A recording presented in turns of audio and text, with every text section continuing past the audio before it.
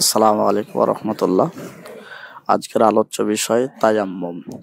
প্রাথমিক পর্যায়ে আলোচনা হবে তায়াম্মুমের পরিচয়, তারপরে আলোচনা হবে তায়াম্মুমের হুকুম কিভাবে আসলো, তারপরে আলোচনা হবে তায়াম্মুমের কারণসমূহ, কি কি কারণে তায়াম্মুম করা যায়, তারপরে আলোচনা হবে তায়াম্মুমের পদ্ধতি, তারপরে আলোচনা হবে তায়াম্মুম ভঙ্গের কারণ ও সময়। যারা পানি ব্যবহার করতে পারেন না, পানি ব্যবহার করলে অসুস্থতা বেড়ে যেতে পারে, পানি ব্যবহার করলে প্রাণ নাশের সম্ভাবনা থাকে।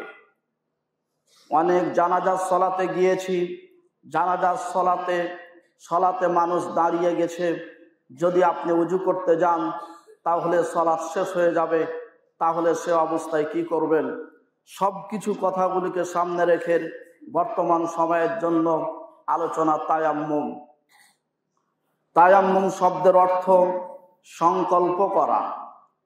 পারিভাষিক অর্থে তায়াম্মুম বলা হয় পানির অবর্তমানে, পানি না পাওয়া গেলে পবিত্র মাটি দিয়ে পবিত্রতা অর্জন করার ইসলামী পদ্ধতিকে তায়াম্মুম বলে। তায়াম্মুম বর্তমান উম্মতের জন্য বিশেষ রহমত বা অনুগ্রহ। পূর্ব নবীদের জন্য তায়াম্মুম বৈধ ছিল না। আমাদের শেষ নবীর জন্য আল্লাহ রাব্বুল আলামিন, শেষ উম্মতের জন্য আল্লাহ রাব্বুল আলামিন বিশেষ অনুগ্রহ করেছেন। কাজে বুঝতে পারলাম পানি না পাওয়া গেলে তায়াম্মুম করা যায়, করাই ভালো। আন আয়েশাতা জাওজিন নবী সাল্লাল্লাহু আলাইহি ওয়াসাল্লাম, নবী সাল্লাল্লাহু আলাইহি ওয়াসাল্লামের স্ত্রী আয়েশা থেকে বর্ণিত, তিনি বলেন, খরাজনা মা রাসূলিল্লাহ সাল্লাল্লাহু আলাইহি ওয়াসাল্লাম, আমরা রাসূলুল্লাহ সাল্লাল্লাহু আলাইহি ওয়াসাল্লামের সঙ্গে ফি বাদে আসফারিহি, কোন একটি সফরে বের হলাম, হাত্তা ইদা কুন্না বিল বাইদা, যখন মদিনার উপকণ্ঠে বাইদা নামক স্থানে পৌঁছলাম, যখন মদিনার উপকণ্ঠে বাইদা নামক আমরা স্থানে পৌঁছলাম, এই কথা একদলি, তখন আমার গায়ের যেটা গলায় হার ছিল, হারটা হারিয়ে যায়। তায়াম্মুমের বিধান কিভাবে আসলো, কেন আসলো? আয়েশা বলছেন, সফরে ছিলাম, সে সময় এই কথা একদলি, আমার গায়ের হারটি হারিয়ে যায়। হাদিসের বিবরণে বোঝা যায় মেয়েরা হার ব্যবহার করবে, কানের দুল, লাকের ফুল, এগুলো ব্যবহার করাই ভালো। যদিও বর্তমান সময়ে আধুনিকের নাম যে অত্যাধুনিক হয়ে যারা স্কুল, কলেজ, ইউনিভার্সিটিতে পড়াশোনা করছে তারা নাকের ফুল দেয় না। নাকের ফুল দিচ্ছে না এ কথা ঠিক, তবে অন্যান্য অলংকারগুলো তারা দিচ্ছে অনেকভাবে, অন্য সিস্টেমে। টাকা পয়সা যদি থাকে, নারীর গায়ে, স্ত্রীর গায়ে অলংকার থাকবে, কথাই ঠিক। আজ থেকে ১৫০০ বছর পূর্বে নবীর স্ত্রী আয়েশার গায়ে হার ছিল। হার যেখান থেকে পাক না কেন, যেখান থেকে পেয়েছে সেটা ভিন্ন কথা, তবে আয়েশার গায়ে হার ছিল। টাকা পয়সা বেশি আছে, টাকা পয়সা ভালো আছে, তাহলে স্ত্রীর গায়ে স্বর্ণের অলংকার থাকবে, এ কথাই সঠিক। স্বামী প্রবাসী, লক্ষ লক্ষ টাকার মালিক, ৩ তলাতে বসবাস করেন, পোশাকটা অনেক ভালো, রাস্তায় চলাচল করলে বোঝা যায় প্রবাসীর স্ত্রী টাকা অনেক বেশি আছে, তার বাসায় গেলে বোঝা যায় প্রবাসীর স্ত্রী টাকা অনেক বেশি আছে। যে কথা বলছিলাম, আয়েশার গায়ে হার ছিল। স্ত্রীদের গায়ে যদি হার থাকে, যদি গয়না থাকে, যদি কানের দুল, লাখের ফুল থাকে, যদি হাতে যদি বালা থাকে, পায়ে যদি স্বর্ণের কিছু থাকে, তাহলে তারা কয়েকটি কাজ করতে পারে। এই গয়নাগুলির কয়েকটি কাজ আছে। ১ নম্বর হলো স্বামীর সন্তুষ্টির জন্য সুন্দরভাবে সেজে গুছে স্বামীর সামনে যাওয়া, তার জন্য হলো অলংকার। আরেকটি পথ হলো যেটা বাবুল ইদাইন হাদিসের মধ্যে পাওয়া যাবে, আরেকটা পথ হলো স্ত্রীর গায়ে হাত থাকা। যখন কোনো সময় ইসলামের কাজের জন্য টাকা পয়সা ব্যক্তিবর্গ চাইবেন, ইসলামের কাজের জন্য টাকা চাইবেন, তখন দেখা যাচ্ছে মেয়েদের গায়ে হার আছে, তাহলে হার তার গায়ে না রেখে ইসলামের কাজের জন্য হার খুলে দিবে। জাবির রাদিয়াল্লাহু তাআলা আনহু বলেন, বিশ্বনবী ঈদের সালাত আদায় করলেন। ঈদের সালাত আদায় করার পরে মহিলাদের কাছে গেলেন। মহিলার কাছে যে তিনি কিছু ওয়াজ নসিহত করলেন। ওয়াজের মধ্যে একটি বাক্য বললেন, আমি জাহান্নামে লক্ষ্য করে দেখলাম অধিকাংশই নারী, কাজে তাসাদ্দাক নাম, তোমরা সাদকা করো, তোমাদের সাদাকা করা উচিত। তখন মেয়েরা দেখা গেল বেলালের কাপড়ের ওপরে তাদের নাকের ফুল, কানের দুল, এগুলি তারা বেলালের কাপড়ে দিয়ে দিল। এ হাদিসের বিবরণে বোঝা যায় মেয়েরা অলংকার গায়ে থাকবে সৌন্দর্য প্রকাশের জন্য, স্বামীর সৌন্দর্যের জন্য অলংকার দেবে। আর প্রয়োজনে যদি ইসলামী কাজের জন্য যদি নিতে চায় তাহলে অলংকার খুলে খুলে ইসলামের কাজে দিয়ে দিবে। এই অলংকার দান করার জন্য স্বামীর কোনো অনুমতি লাগবে না। পরিস্থিতি যদি এমন হয় অলংকার দিলে স্বামী অসন্তুষ্ট হতে পারে, ফিতনা হতে পারে, তাহলে অনুমতি ভিন্ন কথা। তাছাড়া যেই অলংকার যে মহিলার গায়ে আছে, এই অলংকার মসজিদ, মাদ্রাসা, যে কোনো ইসলামিক কাজে দেওয়ার জন্য স্বামীর অনুমতির প্রয়োজন নাই।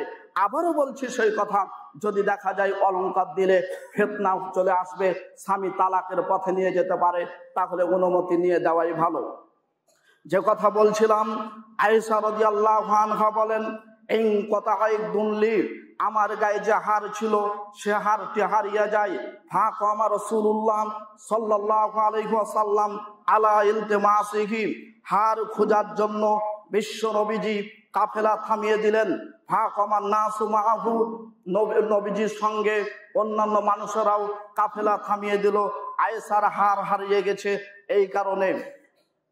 ফাআতান নাসু ইলা আবি বকরিন রাদিয়াল্লাহু তাআলা আনহু, অন্যান্য মানুষেরা আবু বকর রাদিয়াল্লাহু তাআলা আনহু নিকটে যে অভিযোগ পেশ করলেন, আমা তারাম, আপনি কি জানেন, মা সনাআত আয়েশা, আয়েশা কি কাজ ঘটিয়েছে, আয়েশা কি কাজ করেছে, যেখানে সফর অবস্থায় আছি এই জায়গায় কি কাজ করেছে আপনার কন্যা আয়েশা।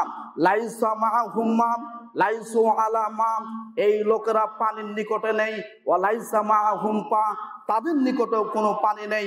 এই জায়গাতে আকামাত আয়েশাতু বিরাসূলিল্লাহ সাল্লাল্লাহু আলাইহি ওয়াসাল্লাম ওয়ান নাস, রাসূল সাল্লাল্লাহু আলাইহি সাল্লাম সহ অন্যান্য মানুষগুলিকে আটক করে রেখেছে। হার হারিয়ে গেছে, হার খোঁজার জন্য এই অবস্থা। যখন আবু বকরকে এই কথা বললেন, আবু বকর, আয়েশা বলছেন, ফাজা আবু বকর রাদিয়াল্লাহু তাআলা আনহু আমার নিকটে আসলেন। আসার পরে আমাকে কথা বলছেন যে তুমি এমন কাজ করেছো, হাবাস্তে রাসূলুল্লাহ সাল্লাল্লাহু আলাইহি ওয়াসাল্লাম নাস, তোমার মতো আয়েশা আল্লাহ রাসূল সহ একাধিক মানুষকে এই জায়গায় আটক করে রেখেছে। ওয়ালাইসু আলা মাইল, অথচ তাদের নিকটে, তারা পানির নিকটে নেই। ওয়ালাইসা মাহুম মা, তাদের কাছেও পানি নেই। এই কথা আয়েশা বলছেন, আব্বা আমাকে এই কথাগুলি বললেন। কথা বলতে বলতে এক পর্যায়ে ফাতাবাদি, অনেক তিরস্কার করলেন, এমনকি কিছু কথাও বললেন। মাশাআল্লাহ, আল্লাহ যা চাই যা মুখ থেকে বের করলেন। আয়েশা বলছেন, আমাকে আমার আব্বা বকাবকি করলেন। ওয়া রাসূলুল্লাহ সাল্লাল্লাহু আলাইহি সাল্লাম ওয়াদিবুন রাসাহু আলা ফাকিদি, আমি আয়েশা সাক্ষ্য দিচ্ছি যে সময় আবু বকর আমাকে বকাবকি করছেন, যে সময় আবু বকর আমাকে কোমরের উপর একটা ধাক্কা দিচ্ছেন, সে সময় আল্লাহর নবীজি আমার উরুর উপর শুয়ে তিনি ঘুমাচ্ছেন, আমার উরুর উপর মাথা রেখে তিনি ঘুমাচ্ছেন। এত জোরে আঘাত করলেন, মা ইয়ামনাউনি, আমাকে মিনাত তাহাররুক, আমি উল্টে পড়ে যাওয়া থেকে কেউ বাধা দিতে পারতো না। একমাত্র বাধা দিয়েছে ইল্লা মাকানু রাসূলুল্লাহ সাল্লাল্লাহু আলাইহি ওয়াসাল্লাম আলা ফাকিদি, আল্লাহর নবী যে মাথা আমার উরুর উপর দিয়ে শুয়ে আছেন, কাজে আমি ডানে উল্টিতে পারলাম না, বামে উল্টিতে পারলাম না, কোনো দিকে নড়াচড়া করিনি, কারণ আমার উরুর ওপর মাথা রেখে ঘুমিয়ে আছেন। পৃথিবী নয়, এই পৃথিবী নয়, সারা বিশ্বনবী মুহাম্মদ রাসূলুল্লাহ সাল্লাল্লাহু আলাইহি ওয়াসাল্লাম। এই বিবরণে বোঝা যাচ্ছে, যখন স্বামী আছে স্ত্রীর সামনে, স্ত্রী আছে স্বামীর সামনে, মেয়ে বিবাহ দিলেই বাপের দায়িত্ব শেষ হয় না। যদি মেয়ে বিবাহ দেওয়াও হয়, তারপরে যদি দেখা যায় যে মেয়ে কোনো অঘটন ঘটাচ্ছে, তাহলে বাপের শাসন করার পথ আছে। বাপ সে মেয়েকে কথা বলতে পারে, বাপ তাকে প্রয়োজনে প্রহার করতে পারে। এটা হলো সহিহ বুখারীর হাদিস। আবু বকর তার মেয়ের সাথে কথা বলছেন, তাকে কিছু কথা বলছেন, তাকে তিরস্কার করছেন, তার কোমরের ওপর একটা মারলেন। তারপরে দেখা যাচ্ছে আল্লাহ নবী সেখানে তিনি উপস্থিত আছেন। তার মানে যদি আপনি মেয়েকে বিবাহ দেন, বিবাহের পরে যদি শোনা যায় সেই আপনার মেয়ে স্বামীর সাথে, আপনার জামার সাথে সম্পর্ক ঠিক রাখতে চায় না, যে কোনো সমস্যাজনিত কারণে আপনার মেয়েকে আপনি শাসন করার ক্ষমতা রাখেন। শুধু শাসন করা বলা নয়, যদি প্রয়োজন হয় মায়ের, তাহলে বিবাহিত মেয়েকে মারা যায়। তার দলিল হলো এই হাদিস।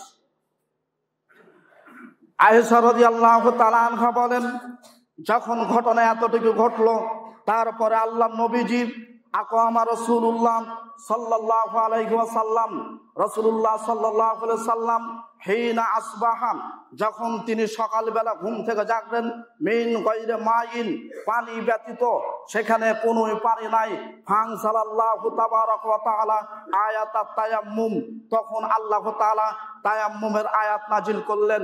আয়েশা বর্ণনা করতে যেয়ে শেষ পর্যায়ে তিনি বলছেন তায়াম্মুমের আয়াত নাজিল হলো। উসাইদ ইবনে হুযাইর বলেন, আবু বকর রাদিয়াল্লাহু তাআলা আনহুর পরিবারের প্রথম বরকত হলো এটাই। এবার আয়েশা বলছেন, আমরা সেখান থেকে চলা শুরু করলাম। আমি যে উটের ওপর ছিলাম, এই উটটা যখন দাঁড় করে আমরা চলবো মনে করছি, সে সময় দেখছি আমার হারিয়ে যাওয়া হাড়টা সেই উটের পেটের নিচে ছিল, আর উট ছিল তার উপরে, তার কারণে হাড় খুঁজে পাইনি। আপনার কাছে একটি লম্বা সহিহ বুখারী হাদিস পেশ করে যেটা বোঝাতে চাচ্ছে সেটা হলো, এই পরিস্থিতিতে তায়াম্মুমের বিধান এসেছে যেখানে পানি ছিল না। কাজে আপনার যদি দেখা যায় যে সমস্যা হতে পারে, পানি পাওয়া যাচ্ছে না, তাহলে আপনি তায়াম্মুম করতে পারবেন। তায়াম্মুমের বিধান এভাবে এসেছে। এই হাদিসটি থেকে মৌলিকভাবে কয়েকটি বিষয় বোঝা যায়। 1 নম্বর, মেয়েদের গায়ে হার থাকতে পারে, গয়নাগাঠি থাকতে পারে। 2 নম্বর, মেয়েকে বিবাহ দেওয়ার পরও পিতা তাকে শাসন করার ক্ষমতা রাখে, কথা, মুখে, এমনকি লাঠির প্রয়োজন হলেও মারতে পারে, কোনো অসুবিধা নাই। 3 নম্বর, যদি তার মেয়েকে শাসন করতে যেয়ে তার স্বামীও সামনে থাকে, তবুও কোনো অসুবিধা নাই। 4 নম্বর হলো যে তায়াম্মুম এখানে এইভাবে এসেছে, এই বিধান কিয়ামত পর্যন্ত জারি থাকবে, যেটা মুসলিম উম্মার জন্য একমাত্র বিশেষ রহমত। আল্লাহ যেন আমাদের এ রহমত গ্রহণ করার তৌফিক দান করেন, সকলে পড়ি আল্লাহুম্মা আমিন। তারপরে আলোচনা কি কি বিষয়ে, কোন কোন কারণে তায়াম্মুম করা যায়। 1 নম্বর, যদি পানি না পাওয়া যায় তাহলে আপনি তায়াম্মুম করতে পারেন। 2 নম্বর, পানি পাওয়া যাবে তবে সালাত কাজা হয়ে যাওয়ার সম্ভাবনা আছে, তাহলে আপনি সে সময়তে তায়াম্মুম করতে পারেন। একটা জানাজার সালাতে গিয়েছেন, জানাজার সালাতে দাঁড়াবেন, ইমাম সালাত শুরু করেছে, ওখান থেকে আপনাকে 5 মিনিট হেঁটে যেতে হবে।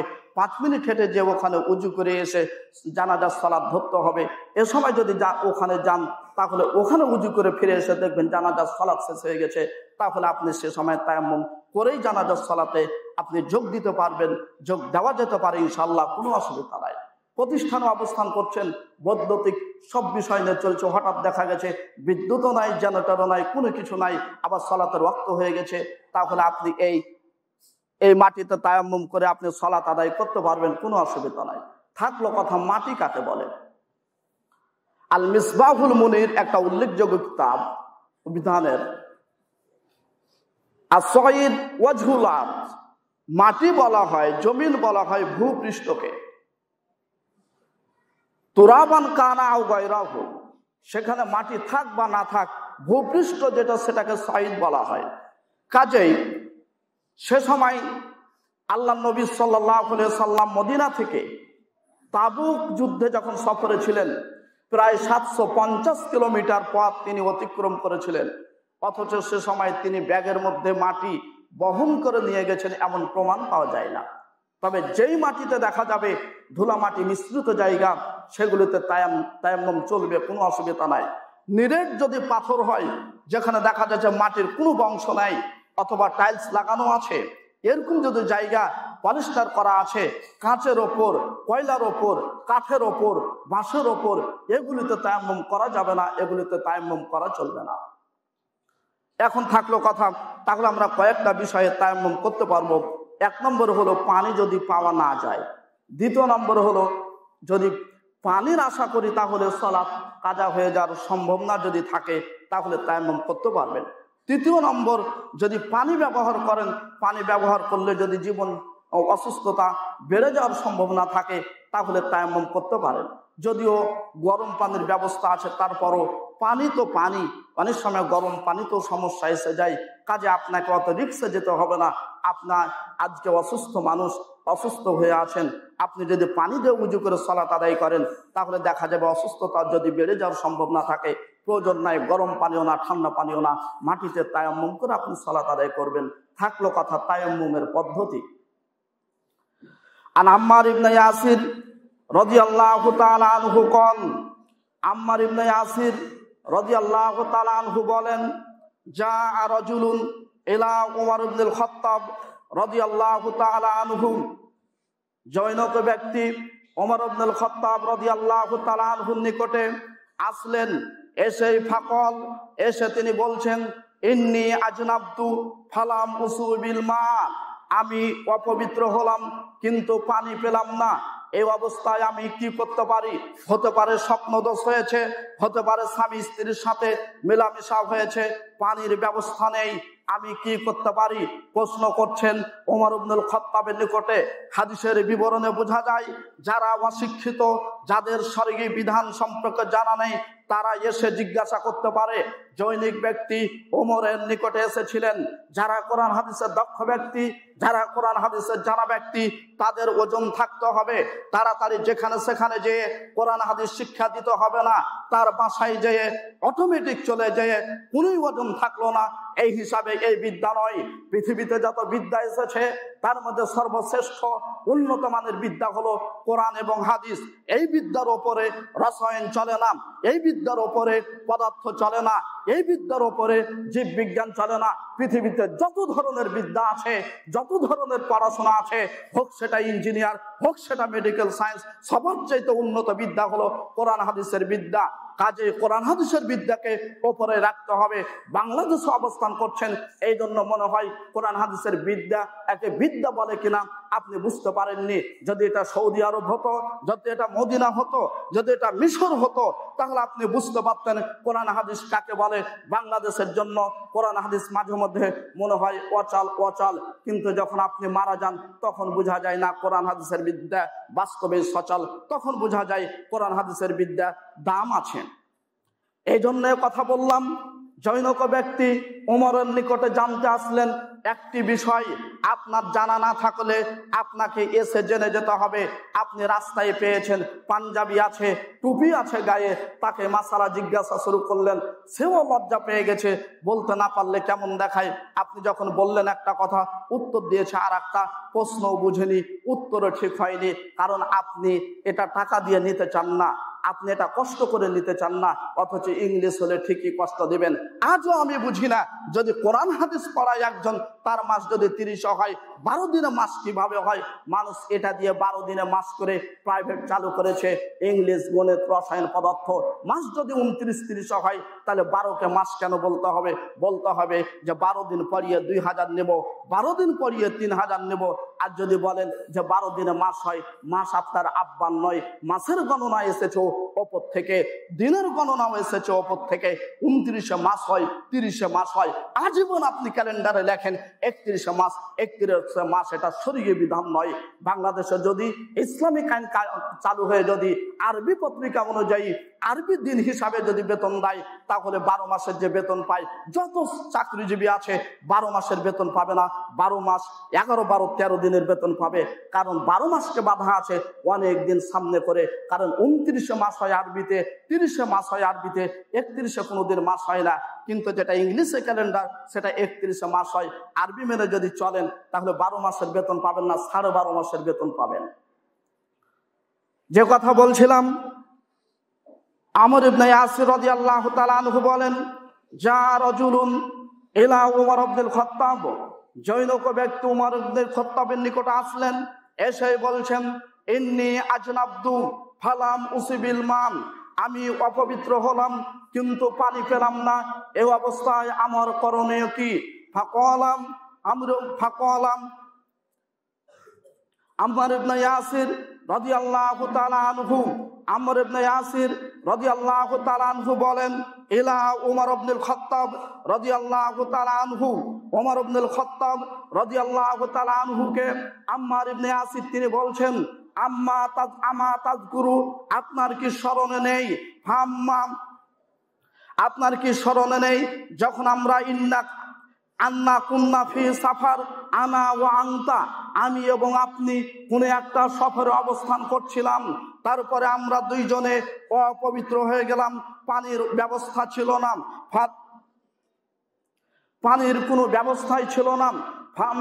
আম্মা আনতা ফালাম তুসল্লি, সে সময় আপনি সালাত আদায় করলেন না। ওয়া আম্মা আনাম, অতঃপর আমি ফাতামা আক্কাতু ফাসাল্লাইতু, আমি জমিনে গড়াগড়ি দিলাম। অন্য হাদিসে এসেছে চতুষ্পর্যন্ত যেমন গড়াগড়ি দেয় তেমন ভাবে আমি আম্মার বিন ইয়াসির জমিনে গড়াগড়ি দিলাম। ফাসাল্লাইতু, অতঃপর আমরা সালাত আদায় করলাম। এই সালাত আদায় করার পরে ফাযাকারতু লিন-নবী সাল্লাল্লাহু আলাইহি ওয়াসাল্লাম, এই ঘটনা নবীজি সাল্লাল্লাহু আলাইহি ওয়াসাল্লাম এর নিকটে পেশ করলাম। আমি আম্মার বিন ইয়াসির, ওমর ইবনুল খাত্তাব ওই সফর থেকে ফিরে এসে ফাযাকারতু লিন-নবী সাল্লাল্লাহু আলাইহি ওয়াসাল্লাম, নবীজির নিকটে এই ঘটনা পেশ করলাম। ফাকালান নবী সাল্লাল্লাহু আলাইহি ওয়াসাল্লাম, আমাদের কথা শুনে নবীজি সাল্লাল্লাহু আলাইহি ওয়াসাল্লাম বললেন, তোমাদের জন্য তোমাদের জন্য যথেষ্ট ছিল এতটুকু। এই কথা বলে ফাদারাবান নবী সাল্লাল্লাহু আলাইহি ওয়াসাল্লাম বিকাফাইহিল আরদ, নবীজি দুই হাত জমিনে তিনি মারলেন। ওয়া নাফাকা ফিহিমা, হাত দুটি জমিন থেকে তুলে দুই হাতে তিনি ফুৎকার দিলেন, ফু দিলেন। সুম্মা মাসাহা বিহিমাল ওয়াজহাম, সুম্মা মাসাহা বিহিমাল ওয়াজহা ওয়া কাফাইন, অথবা নবীজি সাল্লাল্লাহু আলাইহি সাল্লাম তিনি মুখমণ্ডল মাসা করে দুই হাত মাসা করলেন। রাওয়াহুল বুখারী, হাদিসটি ইমাম বুখারী সংকলন করেছেন। তাহলে বোঝা যাচ্ছে তায়াম্মুমের সঠিক পদ্ধতি, আপনি বিসমিল্লাহ বলে জমিনে দুই হাত মারবেন, তারপরে হাতটা উঠবে, হাত ওঠার পরে আপনি ফু দিবেন, ফু দেওয়ার পরে মুখমণ্ডল আপনি মাসা করলেন, তারপরে আপনার হাত মাসা হবে কবজি পর্যন্ত। এটাই হলো মাসার 1 নম্বর সঠিক বিধান, এর বাইরে কিছু না, খুব সহজ। আপনি বিসমিল্লাহ বলে জমিনে হাত মারবেন, হাত মারার পরে হাত তুলে আপনি দুই হাতে ফু দিবেন, ফু দেওয়ার পরে আপনার মুখমণ্ডল মাসা করবেন, তারপরে আবার আপনি হাত মাসা করবেন। এটাই হলো তায়াম্মুমের বিধান। বর্তমান চলমান যে বিধান সে সম্পর্কে কিছু কথা বলি। যারা তায়াম্মুমের জন্য বিভিন্ন ফতোয়ার কিতাবে, বিভিন্ন ফিকার কিতাবে যারা সুন্দর করে লিখে রেখেছে যে তায়াম্মুমের জন্য 2 বার হাত মারতে হবে, এর ঘটনা কি?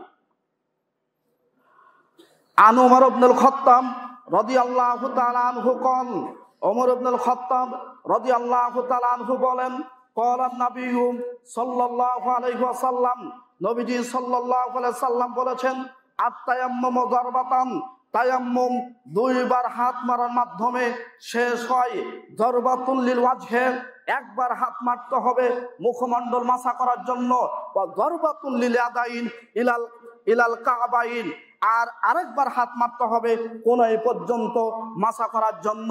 বাংলাদেশ বলে কথা নয়, সারা পৃথিবীর আলেম ওলামা যারা যেই গ্রন্থ দেখে হাদিসকে যাচাই বাছাই করেন, এই কিতাব যারা পড়েছে, এই কিতাব যারা পড়ে, তারা মুহাদ্দিসের ঐক্যমতের ভিত্তিতে এ হাদিসটি আমলযোগ্য নয়, এ হাদিসটি গ্রহণযোগ্য নয়।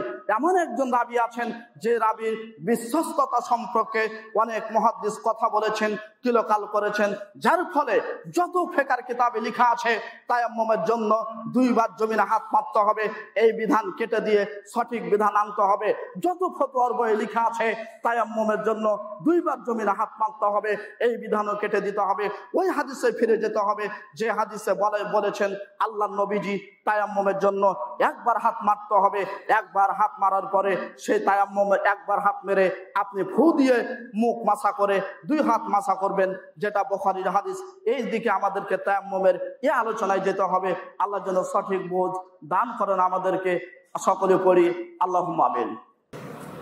সম্মানিত উপস্থিতি, তায়াম্মুম ভঙ্গের কারণ, যে সমস্ত কারণে অজু ভেঙে যায়, ওই কারণে তায়াম্মুম ভেঙে যাবে, যেগুলি আমাদের জানা।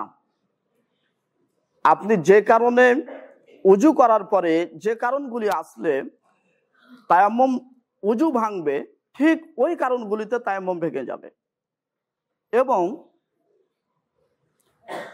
আপনি তায়াম্মুম করে সালাত আদায় করলেন, তায়াম্মুম করে সালাত আদায় করে পরে যদি দেখা যায় যে ওই ওয়াক্তের মধ্যে আবার পানি পাওয়া গেছে, তাহলে এর জন্য আবার পুনরায় সালাত আদায় করতে হবে না। যেটা আপনি আদায় করেছেন সেটাই চূড়ান্ত বলে বিবেচিত হবে। আপনি তায়াম্মুম কতদিন করতে পারেন এ সম্পর্কে একটি হাদিস পেশ করে আজকের পরিস্থিতি অনুযায়ী খুতবা এখানেই শেষ করা হবে ইনশাআল্লাহ। আনাবি দারিন রাদিয়াল্লাহু তাআলা আনহু قال, আবু যার রাদিয়াল্লাহু তাআলা আনহু বলেন, قال النبي সাল্লাল্লাহু আলাইহি ওয়াসাল্লাম, নবীজি সাল্লাল্লাহু আলাইহি সাল্লাম বলেছেন, আত তায়াম্মুম উযুল মুসলিম, তায়াম্মুম হলো মুসলমানের পবিত্রতা গ্রহণ করা একটা কারণ। যখন আপনি পানি পাবেন না তখন আপনি তায়াম্মুম করবেন। যদি আপনি পানি 30 বা 10 বছর পর্যন্ত না পান, 10 বছর পর্যন্ত পানি যদি নাও পাওয়া যায়, তবুও আপনি তায়াম্মুম করতে পারবেন। মুহাদ্দিসরা এই হাদিসের কলম ধরে তারা এই কথা বোঝাতে চেয়েছেন যে যদি 10 বছরে হয় তাহলে অনেক সময় হলো। আর যদি দেখা যায় যে না, মূলত শব্দ না, এই শব্দগুলি অনেক সময় বেশির জন্য ব্যবহার হয়, তাহলে উদ্দেশ্য হবে আপনি যতদিন পর্যন্ত আপনি পানি না পেয়েছেন ততদিন পর্যন্ত আপনি তায়াম্মুম করতে পারবেন। তো যাই হোক, তাহলে আমরা এখানে স্পষ্ট বুঝতে পারছি যে তায়াম্মুম আপনি যতদিন পর্যন্ত পানি পাবেন না ততদিন পর্যন্ত আপনি তায়াম্মুম করতে থাকবেন।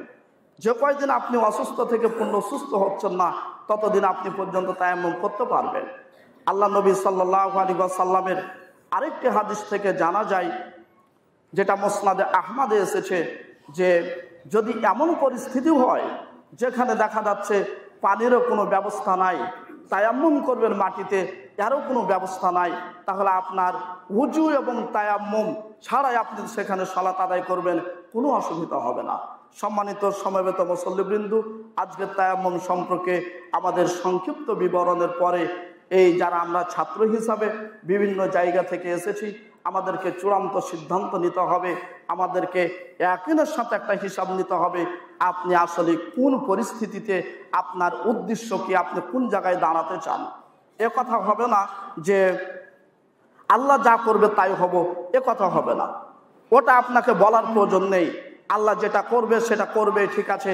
আল্লাহ আপনার কাছে একটা চূড়ান্ত হিসাব নিতে চান যে বাস্তবে আপনি কি হতে চান।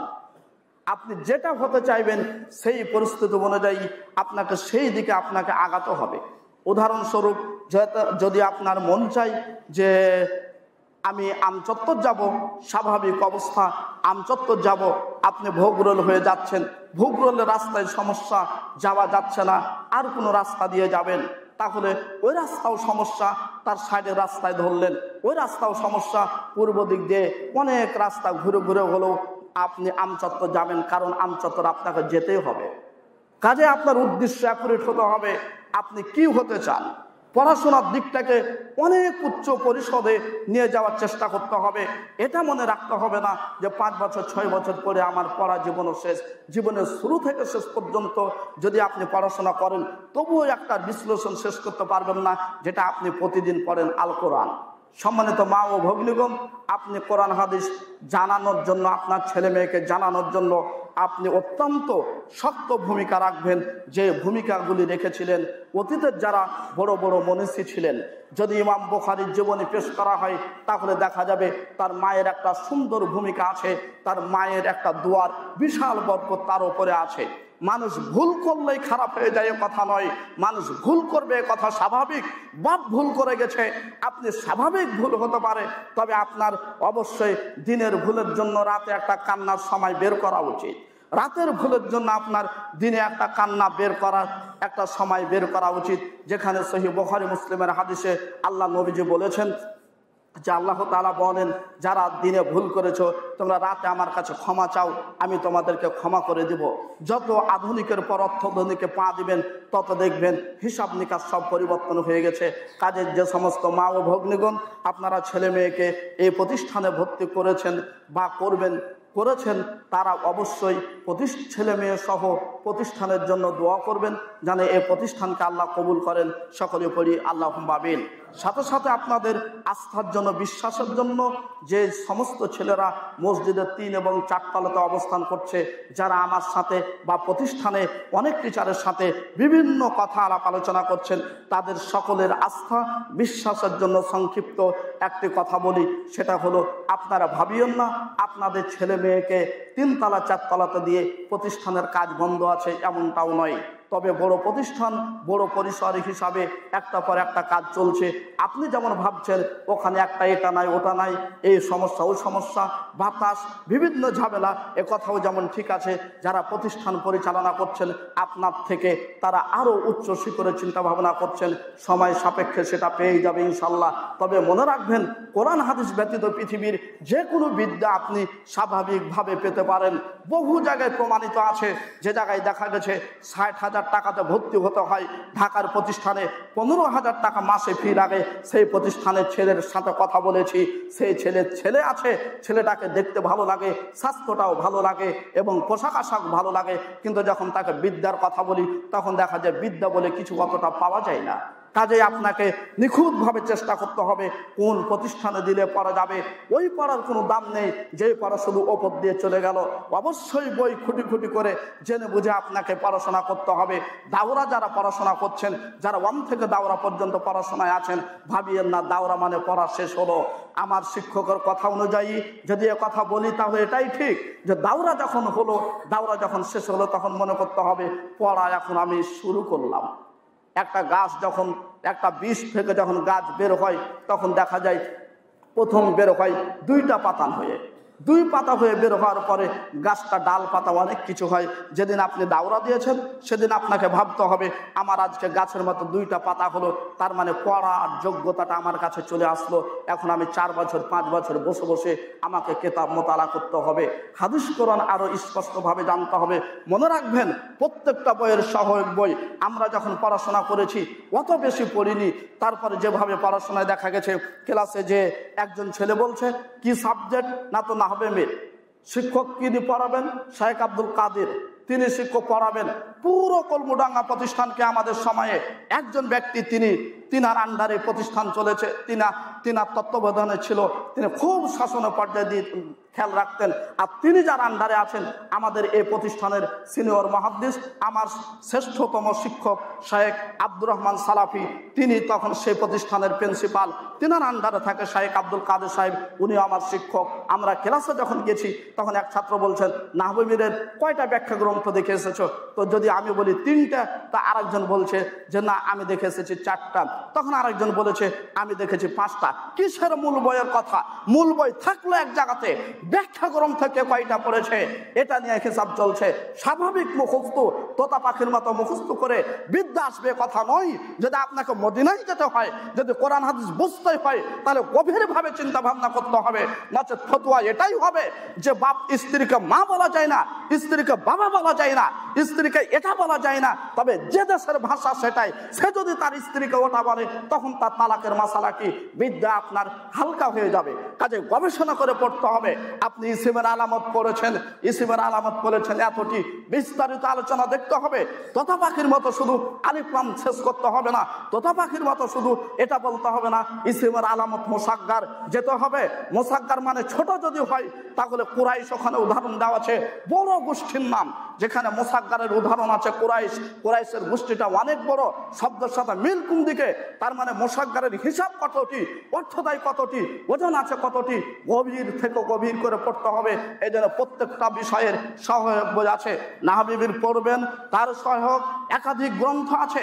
সফরে আপনি যাচ্ছেন না, তবে আপনার ভিন্ন কথা, যান বড় বড় আরো যেগুলো প্রতিষ্ঠান আছে, হানাফি প্রতিষ্ঠান, তাদের মূল বইয়ের সাথে ব্যাখ্যা গ্রন্থ থাকে। বুলুগুল মারাম পড়ছেন, সবুলুস সালাম এখন থেকে দেখার অভ্যাস করতে হবে। তাছাড়া হাদিস বোঝা সম্ভব নয়, হাদিসের কিতাব কিতাবে লেখা আছে মানাস বাগাল উজুয়া, যে উজু পরিপূর্ণ করলো। এখন উজু পরিপূর্ণ মানে কি? শুধু হাদিসের মূল মতনে লেখা আছে মানাস বাগাল উজুয়া, যে উজু পরিপূর্ণ করলো। উজু পরিপূর্ণ মানে কি বুঝেন? এখন তো শুধু লেখা আছে, বাংলা তো লেখা আছে যে উজু পরিপূর্ণ করা। তো উজু পরিপূর্ণ মানে কি? এটা যখন আপনি নিয়ে যাবেন তোহফাতুল আউনুল মাহবুদে নিয়ে যাবেন, তোহফাতুল আহওয়াজ যেটা ব্যাখ্যা গ্রন্থে নিয়ে যাবেন, তখন সেখানে উল্লেখ করেছে যে পরিপূর্ণ মানে এটাই, যত উজুর ওয়াজিবাত আছে সেগুলি পালন করতে হবে, উজুর সুন্নাত আছে সেগুলি পালন করতে হবে, ইসরাফ থেকে বেঁচে থাকতে হবে, তাহলে সে উজু পরিপূর্ণ হবে। যখন উজু পরিপূর্ণ হলো, ছেলেরা যারা আছো অবশ্যই বসে কথা শুনো, নড়াচড়া করিও না। তখন দেখা যাবে ইসরাফ থেকে বাঁচতে হবে। ইসরাফ মানে পানির অপচয় থেকে। তাহলে যখন এই পরিপূর্ণ উজু হলো, তখন নবীজি বলছেন এই পরিপূর্ণ উজু করার পরে যদি কেউ দোয়া পড়ে, উজুর শেষের দোয়াটা, তাহলে তার জন্য 8টা জান্নাতের 8টা দরজা খোলা, যে কোনো দরজা দিয়ে তার ইচ্ছা মতো জান্নাতে প্রবেশ করতে পারে। এখন আপনি উজু পরিপূর্ণ ট্যাপ ছেড়ে দিয়েছেন। নবীজি কতটুকু পরিমাণ পানিতে উজু করতেন এটা খাস করেননি সকলের জন্য। তবে যদি 3 পা পানিতে প্রায় করে থাকেন, আপনার উজু করতে 6 কেজি পার হয়ে গেছে, 9 কেজিও পার হয়ে গেছে, বুঝতে পারেননি। ইসরাফে যদি চলে যায়, উজুর ফজিলত কোথায় হারিয়ে গেছে পাবেন না। এই ব্যাখ্যা আপনাকে মূল কিতাবে হবে না, বাংলা অনুবাদে হবে না, সবুলুস সালামে যেতে হবে, তিরমিজি পড়ছেন তোহফাতুল আহওয়াজিতে যেতে হবে, আবু দাউদ পড়ছেন আউনুল মাহবুদে যেতে হবে, বুখারী পড়ছেন পড়াচ্ছেন ফাথুল বারি, কাশফুল বারি, এগুলিতে যেতে হবে। আপনি হাদিস বুঝতে হলে এর সহায়ক বইগুলোর প্রয়োজন। কাজে যে সমস্ত আমার প্রাণপ্রিয় ছাত্ররা আছো, তারা অবশ্যই খেয়াল করবে যেন তোমাদের পড়া সুন্দর হয়, সাবলীল হয়, গবেষণামূলক হয়। সেভাবে প্রতিষ্ঠানকে তোমরা জানাবে তোমাদের যা কিছু প্রয়োজন, যে সমস্ত পড়ার প্রয়োজন, গভীর চিন্তা চেতনা করে সামনে স্বর্ণ শিখরে যেতে হবে। দাওরা মানে শেষ নয়, দাওরা মানে রাস্তাঘাটে ঘোরা নয়, দাওরার শেষের মানে চাকরি, এটাই শেষ নয়। দাওরা হয়েছে দুই পাতা হয়েছে, দাওরাও হয়েছে, তার মানে পড়ার যোগ্যতা এসেছে। বসে বসে বহু বই পড়তে হবে, যে বইগুলো আপনি নামও শোনেননি, দেখবেন তখন বুঝতে পারবেন বই কাকে বলে। কত পৃথিবীতে বই লেখা আছে, হাদিস কোরআনের শেষ কোথায়? আপনার মনে এলেমের ইচ্ছা জাগাতে হবে। যাই হোক, সময় সাপেক্ষে কথা হবে। যে কথাটুকু বলেছি, আল্লাহ রাব্বুল আলামিন আমাদের সকলকে যেন আমল করার তৌফিক দান করেন। সকলে পড়ি আল্লাহুম্মা আমিন। দেশ ও দেশের বাইরে থেকে যে যেখান থেকে এলেমের জন্য এই প্রতিষ্ঠানে আসছেন, আল্লাহ যেন সকলের আশা এবং যাওয়াকে কবুল করেন। যে সমস্ত ছাত্ররা এখানে পড়াশোনার জন্য এসেছেন, বিশেষ করে আল্লাহর কাছে দোয়া করি এই ঠান্ডা মৌসুমে আল্লাহ যেন তাদের সকলেকেই ধৈর্য যেন রাখে, তারা যেন প্রতিষ্ঠানের টিকে তাদের পিতামাতার ইচ্ছা চাহিদাকে আল্লাহ যেন পূরণ করার তৌফিক দান করেন। খাওয়া সহ যত কিছু সমস্যা সব কিছু যেন আল্লাহ আপনাদের সহজ করে দেন, এখানে অবস্থান যেন সহজ করে দেন। যারা অসুস্থ রয়েছেন আল্লাহ তাদেরকে যেন পূর্ণ সুস্থতা দান করেন। যাদের টাকা পয়সার অভাব আছে আল্লাহ যেন তাদের টাকা পয়সার অভাব দূর করে সুন্দরভাবে চলাফেরা করার তৌফিক দান করেন। যে সমস্ত ছেলে মেয়েকে বিভিন্ন প্রতিষ্ঠানে পড়ানোর কারণে, এখানে পড়ানোর কারণে টাকা পয়সার অভাব, আল্লাহ যেন তা গায়েবীভাবে তাদের অভাবকে দূর করেন। সর্বশেষ কথা বলি, আল্লাহ যেন প্রতিষ্ঠানকে কবুল করেন, এটাই যেন আমাদের জান্নাতে যাওয়ার একটা ওসিলা হিসাবে কবুল করেন। আমরা এখানে যেভাবে বসে আছি আল্লাহ যেন আমাদের সকলকেই জান্নাতে এভাবে একসাথে থাকার তৌফিক দান করেন। সকলে পড়ি আল্লাহুম্মা আমিন। আজকের খুতবা এখানে শেষ করছি। ওয়া সাল্লাল্লাহু আলাইহি ওয়াসাল্লাম।